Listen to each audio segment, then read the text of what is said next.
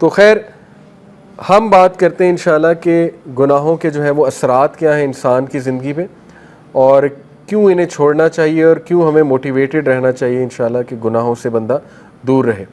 سب سے پہلی بات تو یہ سمجھ لیں، دیکھیں کہ گناہ کی نیچر ہی ایسی ہے کہ وہ آپ کو نقصان دے گا۔ یہ اس لیے نہیں ہے کہ اللہ آپ کو پنش کر رہا ہے، اللہ تو انسان کو پنش کرنا چاہتا ہی نہیں۔ قرآن میں ہے، سورہ نساء میں اللہ کہتے ہیں اللہ تمہیں پنش کر کے کیا کرے گا اگر تم اللہ کے ماننے والے اور اللہ سے استغفار کرتے ہو، اللہ کا شکر کرتے ہو۔ اصل میں تو انسان خود پنش کرتا ہے اپنے آپ کو۔ تو جس طرح ایک ریڈیو ایکٹیو مٹیریل نقصان دہ ہے، اس کے قریب آپ جائیں گے آپ کو کینسر ہو جائے گا گاما ریز کی وجہ سے، اسی طرح گناہ ہے، آپ اس کے قریب جائیں گے ہو ہی نہیں سکتا آپ کو نقصان نہ ہو، نقصان آئے گا ہی آئے گا، تو وہ ہم خود اپنا نقصان کر رہے ہیں، ٹھیک ہے۔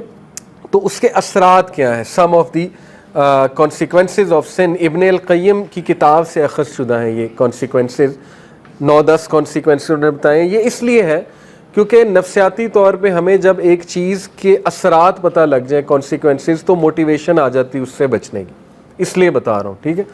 پہلی چیز ہے جی کہ نالج سے ڈپرائیو ہو جانا، جتنا بھی آپ کو علم تھا جو بھی تھا اس سے ڈپرائیو ہو جاتا ہے انسان، کیونکہ نالج لائٹ ہے، نور ہے۔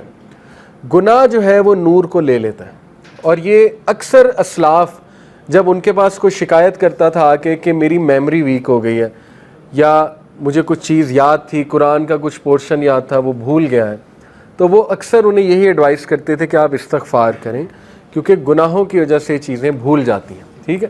تو یہ ایک بہت بڑا اثر ہے، اللہ معاف کرے کسی نے قرآن حفظ کیا ہوا ہے اور وہ بالکل نکل گیا ہے دل سے، تو یہ ایک فکر کرنے والی بات ہے، اور اس کو کوشش کرنی چاہیے اس کو واپس لائے، اور اپنے گناہوں کو بھی ظاہر ہے ان سے توبہ کرے۔ دوسری چیز، رزق کا چھن جانا۔ اللہ کے نبی صلی اللہ علیہ وسلم نے فرمایا، ابن ماجہ کی حدیث ہے، صحیح حدیث ہے، ایک شخص کو رزق ملنا ہوتا ہے حلال سے، لیکن وہ جلد بازی کر کے گناہ کر کے وہی رزق حرام سے لے لیتا ہے، تو پھر اس کو ایکسٹرا کچھ نہیں ملتا، جو اس نے لے لیا وہ مل جاتا ہے، نہ اللہ کی ہیلپ اس کے ساتھ ہوتی ہے۔ اور یہ جو حدیث ہے جو میں ابھی سنانے لگا ہوں، یہ کیا ہے؟ A man is deprived of provision because of the sins that he commits۔ انسان کو رزق سے ڈپرائیو کر دیا جاتا ہے اس کے گناہوں کی وجہ سے۔ اب یہاں پہ ہو سکتا ہے آپ کے ذہن میں سوال ہے کہ نہیں یار فلانا اتنے گناہ کرتا ہے، وہ تو موجیں کر رہا ہے، ٹھیک ہے، اس نے تو پلاٹ بنا لیے، یہ کر لیا وہ کر لیا۔ تو دیکھیں رزق 4 طرح کا ہوتا ہے، financial wealth, emotional wealth, social wealth, time wealth. ہو سکتا ہے اس کے پاس فائنینشیل ویلتھ ہو لیکن نہ ایموشنل ویلتھ ہو۔ ایموشنل ویلتھ کیا ہے؟ ذہنی سکون، وہ بھی رزق ہے، غنا، ٹھیک ہے، دل میں ایک سیٹسفیکشن۔ اسی طرح ایموشنل ویلتھ میں ہے جذبات پہ کنٹرول، اینگر مینجمنٹ اچھی، اخلاق اچھا، یہ ایموشنل ویلتھ ہے۔ ہو سکتا ہے وہ بندہ اس سے محروم ہو۔ آپ نے کئی لوگ دیکھے ہیں کچھ بھی نہیں کھانے کو لیکن ذہنی سکون ہے اللہ کی طرف سے، اولاد دی اللہ نے، اولاد پل بھی رہی ہے ماشاءاللہ، اور نیک اولاد ہے، ٹھیک ہے، سب کچھ ہے، تو کیا یہ رزق نہیں ہے؟ بالکل ہے۔ سوشل ویلتھ اسی کو کہتے ہیں کہ آپ کی اولاد اچھی ہے، آپ کی بیوی اچھی ہے، آپ کا جو ہے وہ گھر والے اچھے ہیں، آپ کے ساتھ لائل لوگ جمع ہو گئے، تو وہ بھی رزق ہے۔ ٹائم ویلتھ، ٹائم میں برکت، آپ کے کام جلدی ہو جاتے ہیں، ٹھیک ہے، آپ کرتے ہی وہ ہیں جو اللہ سبحانہ و تعالیٰ کو پسند ہے، یہ ٹائم میں برکت ہے۔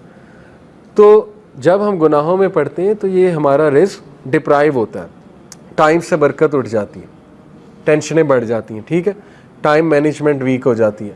نمبر 2، آپ دیکھیں نا گناہوں میں وقت کتنا ضائع ہوتا ہے۔ اللہ معاف کرے اگر ایک گناہ عادت بن چکی ہے، 4 گھنٹے 3 گھنٹے لوگ اس میں پڑے رہتے ہیں، ٹھیک ہے، اور وہ ضائع ہو رہا ہے وقت۔ سوچیں کتنا وقت ہم جوانی کا ضائع کر دیتے ہیں، ٹھیک ہے، ان چیزوں میں، اللہ معاف کرے۔ تو اس سے نکلنا ہے، اپنے آپ کو موٹیویٹ کرنا ہے۔ پھر آپ دیکھیں سوشل ویلتھ، ہمارے ساتھ لوگ ہی ایسے آ جائیں جو ہمیں کھانے کو تیار ہیں اور بس ان کی نظر ہماری دولت پہ ہو، تو پھر یہ کون سا رزق ہے؟ اس کا مطلب ڈپرائیو ہو رہا ہے اور گناہوں کی وجہ سے۔ پھر آپ دیکھیں ایموشنل ویلتھ، ذہنی سکون ہے ہی نہیں، ہر وقت ٹینشن ہے، ہر وقت سٹریس ہے، ہر وقت پریشانی ہے، ہر وقت منہ پہ شکایت ہے، تو اس کا مطلب گناہوں کے اثرات آ تو رہے ہیں۔ تو اس لیے گناہوں کے اثرات رزق کی تنگی سے آتے ہیں، ٹھیک ہے۔ رزق کبھی اللہ بڑھا کے دیتا ہے، کبھی گھٹا کے دیتا ہے، اوور آل رزق تو لکھا ہوا ہے، لیکن یہ اللہ کی ڈسٹریبیوشن ہے۔ اللہ اپنے بندوں کو چیک کرنے کے لیے کبھی زیادہ دے دیتا ہے اس کوانٹیٹی میں سے، کبھی کم کر دیتا ہے، جب وہ دوبارہ استغفار کرتے ہیں پھر بڑھا دیتا ہے، ٹھیک ہے۔ یہ اللہ بادشاہ ہے، اللہ جیسے چاہے کر سکتا ہے۔ نمبر 3، اللہ اور بندے میں ایک لا تعلقی، سینس آف ایلینیشن، جو بہت بڑی پنشمنٹ ہے، اللہ معاف، بلکہ سب سے سیریس بات ہے یہ، جب آپ اللہ سے دور ہو جائیں اور ایک ڈسٹینس فیل کریں اور الون فیل کریں. دنیا کی سب سے بڑی لونلینس، سب سے بڑی تنہائی اللہ سے دوری ہے. ٹھیک ہے، تو گناہ وہ اس ڈسٹینس کو انکریز کرتے ہیں. کیونکہ دیکھیں نا، انسان اللہ معاف کرے جب گناہوں میں ہوتا ہے تو اللہ، ظاہر ہے فرشتے اس کے ارد گرد نہیں ہوتے، فرشتے بھی اٹھ جاتے ہیں اس جگہ سے، رحمت نہیں ہوتی اللہ کی، لیکن امید ہوتی ہے، امید بہت ہے. اللہ گناہ گاروں کو ہی معاف کرتے ہیں، آبویس سی بات ہے. اللہ ضرور ہوتے ہیں بندے کی طرف محبت سے دیکھ بھی رہے ہوتے ہیں، چاہتے ہیں بندہ نکل آئے اور بندہ جو ہے مجھ سے دعا کرے، مجھے پکارے، لیکن گناہوں کی وجہ سے آہستہ آہستہ یہ ریلیشن ویک ہوتا جاتا ہے. ویکنس یہاں تک آ جاتی ہے کہ ایک بندہ نا مایوس ہو جاتا ہے، کہتا ہے یار کیا اللہ سے مدد مانگوں، میں تو بہت ہی ایکسٹرا کر چکا ہوں، کام اسراف کر چکا ہوں گناہوں کے، اب کیا میں نے اللہ سے بات کرنی. ٹھیک ہے، تو پھر بندہ گیو اپ کر دیتا ہے، گیو اپ کر کے وہ مزید گناہوں کی طرف چلا جاتا ہے. اس لیے اس ڈسٹینس کو کم کرنے کے لیے استغفار کرنا، گناہوں سے توبہ کرنا، گناہوں کو چھوڑنا، تاکہ آپ اللہ کے قریب آ جائیں اور اس ریلیشن کو انجوائے کریں. خالق کے ساتھ جو ریلیشن ہے نا، وہ سب سے خوبصورت، سب سے ہیلدی ریلیشن ہے، سب سے بیوٹیفل ریلیشن ہے، اور انسان خوش ہو جاتا ہے خالق کے ساتھ ریلیشن سٹرونگ کر کے. ٹھیک ہے. یہ چوتھی چیز، things become difficult for him so that he does not turn his attention towards any matter but he finds the way blocked or he finds it difficult. کام مشکل ہونا شروع ہو جاتے ہیں گناہوں کی وجہ سے. میں نے جیسے کہا رزق میں تنگی آ جاتی، اس طرح کاموں میں بھی مشکلات آنا شروع ہو جاتی ہیں. اچھا خاصا کام کوئی تھا، ہونے لگا تھا، ایک دم مشکل بن گیا، رکاوٹ آ گئی. ٹھیک ہے، تو اس موقع پہ بندے کو استغفار بڑھانا چاہیے، اپنے گناہوں کی توبہ کرنی چاہیے اس موقع پہ. ٹھیک ہے، تاکہ وہ اٹکا ہوا کام جو اللہ کی رحمت سے وہ ٹھیک ہو جائے. ایک اسلاف تھے، سلف تھے، ان کا واقعہ ہے کہ وہ قرآن حافظ تھے. تو انہوں نے ایک کرسچن عورت تھی، اس سے انہیں محبت ہو گئی. بہت خوبصورت عورت تھی وہ، تو ظاہر خوبصورتی کی وجہ سے وہ اٹریکٹ ہوئے. اس کرسچن عورت نے ان کے سامنے شرط یہ رکھی کہ تم اسلام چھوڑ دو، اسلام چھوڑ کر جو ہے نا وہ پھر تم مجھے پالو گے. تو وہ جو سلف تھے انہوں نے بات مان لی، اللہ معاف کرے. He left Islam for the sake of women, اس سے امپریس ہو گئے. اور پھر جو ہے وہ ایک بار کہیں سے گزر رہے تھے تو قرآن کی جو ہے نا وہ یہ آیت ان کے سامنے آئی، سورہ حج کی، کہ لوگوں میں سے کچھ ایسے ہیں جو ایج پہ کھڑے ہوئے ہیں، جب تک انہیں اچھائی آ رہی ہے وہ اللہ کی طرف ہے، اور جب انہیں کوئی مشکل آتی ہے تو وہ اسلام سے چلے جاتے ہیں. اور ایسے لوگ دنیا میں بھی خسارے والے ہیں، آخرت میں بھی خسارے والے ہیں. تو وہ اتنا روئے یہ آیت سن کے کہ اللہ نے مجھے میسج دے دیا ہے. انہوں نے توبہ کی اور واپس آئے. تو میں آپ کو بتانے کا مقصد یہ کہ کئی اسلاف آپ کو نظر آئیں گے جو بعد میں محدث بنے، بڑے بڑے ٹیچرز بنے، دیندار لوگ بنے، ان بہت ڈارکنس میں تھے، بہت زیادہ. جیسے عبداللہ بن مسلم کا واقعہ ہے، امام بخاری کے ٹیچر، شرابی تھے، شراب چھوٹتی ہی نہیں تھی. ٹھیک ہے، شراب کے نشے میں دھت تھے. ایک دن امام الشابی آئے، جو کہ اس دور کے بہت بڑے محدث تھے، گدھے پہ سوار تھے وہ، کیونکہ رسول اللہ کی سنت ہے، گدھے پہ رسول اللہ نے سفر کیا ہوا ہے. انہوں نے بڑا مذاق اڑایا. عبداللہ بن مسلم نے شراب کے نشے میں دھت بے شرمی سے ان کے سامنے گئے، کہتے ہیں بھئی کون ہو تم لوگ، تمہارے ارد گرد جمع ہو رہے ہیں، کدھر سے آئے ہو؟ امام الشابی نے کہا جی میں محدث ہوں. انہوں نے کہا جی محدث کیا ہوتا ہے؟ امام الشابی نے کہا محدث ہوتا ہے جو حدیث سناتا ہے. تو انہوں نے بے شرمی سے کہا اچھا مجھے بھی سنا، دیکھتے ہیں مجھ پہ کتنی اثر کرتی ہے. شراب کے نشے میں دھت تھے تو انہوں نے حدیث سنائی کہ نبی اکرم صلی اللہ علیہ وسلم نے کہا جب تو شرم نہ کر تو جو چاہے کر. آپ دیکھیں کہ کتنے ذہین تھے کہ وہی موقع تھا، وہ بے شرمی سے آیا تھا نا. اللہ کے نبی نے کہا ٹھیک ہے، یہ اس طرح ہے جیسے ایک باپ بیٹے کو نہیں کہتا جا پھر جو کرنا کر. تو دیکھیں وہ حدیث ایسا ان کے اوپر گری پہاڑ بن کے. انہوں نے کہا کہ میں اسی وقت بس توبہ کی، ارادہ کیا کہ اللہ میں اتنا بے شرم ہو گیا ہوں. اور ماشاءاللہ آپ دیکھیں وہ عبداللہ بن مسلم امام بخاری کے استاد، ٹھیک ہے، حدیث کے حوالے سے اپنے آپ کو کریکٹ کیا. فضیل ابن ایاد، آپ ان کے کبھی کوٹ سرچ کریں، فضیل ابن ایاد، FUDAYL ابن IBN ایاد IYAD گوگل پہ. اتنے خوبصورت کوٹس ہیں ان کے, یہ اسلاف میں سے ہیں, 11ویں صدی 12ویں صدی میں سے ہیں غالباً. ان کی سٹوری آپ کے سامنے ہے, ٹھیک ہے. ان کی سٹوری کیا ہے, یہ بہت بڑے ڈاکو تھے اور اتنے خطرناک ڈاکو تھے کہ پتہ نہیں بندے بھی شاید مارے ہوں گے انہوں نے. ان سے سارے ڈرتے تھے حجاز کے علاقے میں, وہیں عرب علاقے میں. تو ایک دن انہوں نے کیا دیکھا جی کہ لوگ ان کے بارے میں نا باتیں کر رہے ہیں, یہ ہوٹل میں کھانا کھا رہے تھے کہ دیکھو آج رات سفر نہ کرو, فضیل اور اس کا قافلہ اٹیک کر دے گا تم پہ, سب کچھ لے جائے گا. تو ان کے دل میں ایک بات آئی کہ کیا میں اتنا برا ہوں کہ دیکھو لوگ مجھ سے اس طرح پریشان ہوتے ہیں, لیکن خیر اس ٹائم نہیں چھوڑا, اس چیز کو کنٹینیو کیا. ایک دن اپنی محبوبہ کو دیکھنے کے لیے جا رہے تھے, ان کو ایک لڑکی پسند تھی, تو دیواریں پھلانگتے ہوئے دیکھنے اسے جا رہے تھے اپنی محبوبہ کو. تو راستے میں ایک گھر سے جب دیوار پھلانگتے ہوئے گزرے تو ایک بندہ جو ہے وہ تہجد کی نماز پڑھ رہا تھا اور وہ اس میں اونچی یہ آیت کی تلاوت کر رہا تھا. سورہ حدید کی آیت ہے کہ کیا وقت نہیں آ گیا کہ ایمان والوں کا دل نرم ہو جائے اور وہ اللہ سے توبہ کر لیں, اللہ سے رجوع کر لیں. اور بس یہ آیت دیکھیں نا, ایک موقع ہوتا ہے, یہ آیت ایسا ان کے دل پہ ہٹ ہوئی کہ انہوں نے اسی وقت کہا کہ اللہ بس اب میں اس زندگی کو چھوڑنا چاہتا ہوں. ایک ڈیسیجن ہی ہوتا ہے نا, اور استقامت اللہ دے دیتا ہے. زندگی کو چھوڑا. اور فضیل ابن ایاد ایک نام ہے, ٹھیک ہے, میں آپ کو بتا رہا ہوں, کبھی ان پہ سرچ کریں تو کئی مثالیں آپ کو مل جائیں گی. ایک صحابی تھے, دیکھیں وہ شراب کے عادی تھے, وہ بہت مذاقیہ تھے, اللہ کے نبی کو بہت ہنساتے تھے. تو ہر بار حد پنشمنٹ ملتی تھی انہیں, کوڑے پڑتے تھے, شراب کی جو سزا ہے بار بار آتے تھے. تو ایک بار جو ہے کوڑے پڑ رہے تھے تو غالباً حضرت عمر نے یا کسی صحابی نے کہہ دیا لعنت اللہ علیہ, اللہ کی لعنت اس پہ, ٹھیک ہی نہیں ہوتا ہے.